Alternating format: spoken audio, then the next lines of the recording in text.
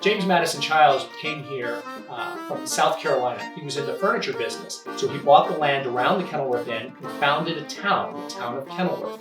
His wife, Leah Chiles, he met and married here. She was an artist. She was the daughter of a famous sculptor who worked on the hands of the Statue of Liberty.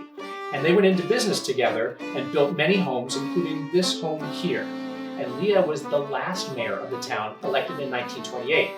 But she was the first woman elected mayor of a town in western North Carolina and possibly in the entire state of North Carolina. She was a civic leader and a major patroness of the arts in Asheville. She helped contribute to make Asheville what it is today.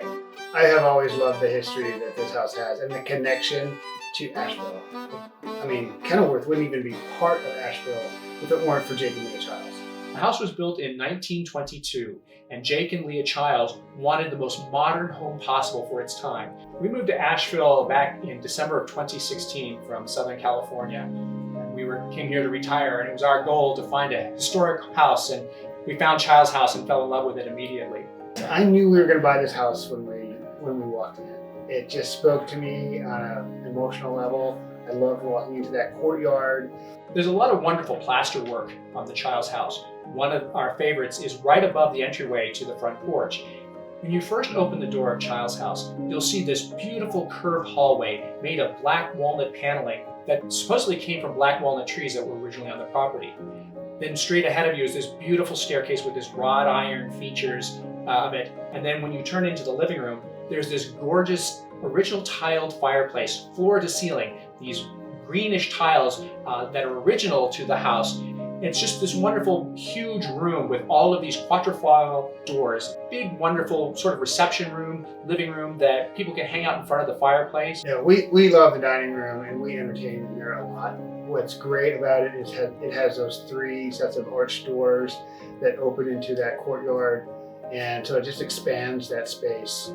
And to have those great vaulted ceilings and that detail in the library, and then to be able to kind of walk around that courtyard where all the rooms are open to that courtyard. It can be intimate, it can be grand, and so we really enjoyed entertaining here. What sold this house for me was the library here. I have a big book collection. I've always wanted to have a room dedicated just for the library, and to have one like this with original black walnut paneling and all of the cool details like the hidden compartment where they hid liquor during Prohibition. Those types of things just really sold the house for me. And again, it was an emotional reaction when I saw this room. The hardware in the library and around the house, the hinges, the doorknobs, what they call the door jewelry, was all created by an artist named Anthony Lord. One of the great features of this house and being in Asheville is that every room does open to a courtyard or a garden. And that was one of the things that spoke to me. I wanted to really make those gardens shine, bring the outdoors in and the indoors out. We spent a lot of time thinking about what kind of gardens this house deserved. And we wanted something that was exuberant, full of color, and just as interesting and fragrant as possible.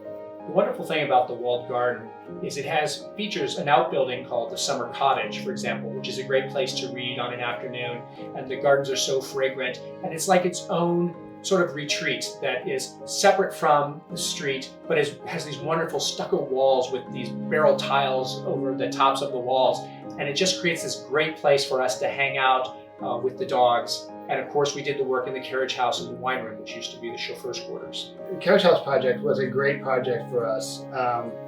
The best part about that was we had a big room with high ceilings and lots of windows, and we turned it into a home theater with a bar, and that's just been so much fun. We use that all the time.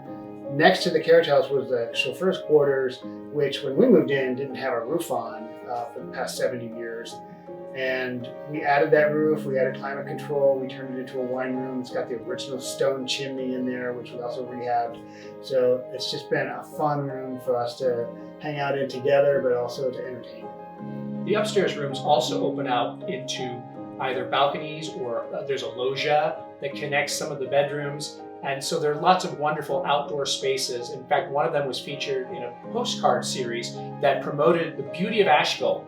The pink bathroom has this wonderful coal-burning fireplace right next to the bathtub as well. And it is one of the most original intact rooms historically in the Chiles house.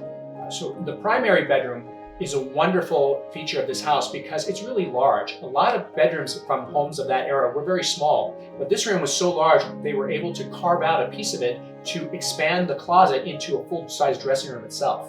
The primary bathroom of the house has one of those wonderful modern features when Jake and Leah built the house. It's the sunken tub, and I mean sunk into the floor. You do catch a breeze on the porch off the primary bedroom, and it does have a great view of the mountains. One of the bedrooms is currently used as sort of a bonus room, a sitting area, but can very easily be reconverted into a bedroom.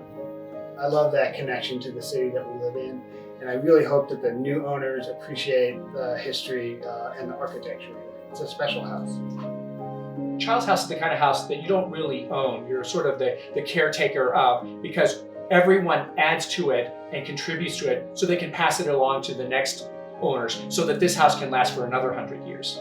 I say it's not very often that you get a chance in your life to make a big difference, like getting this house on the National Register of Historic Places, and to work on just, a piece of history, invest a lot of time and money and emotion in it, and leave it better than you found it. So I think, to me, I feel like we made a contribution to a landmark, and I think created some good energy.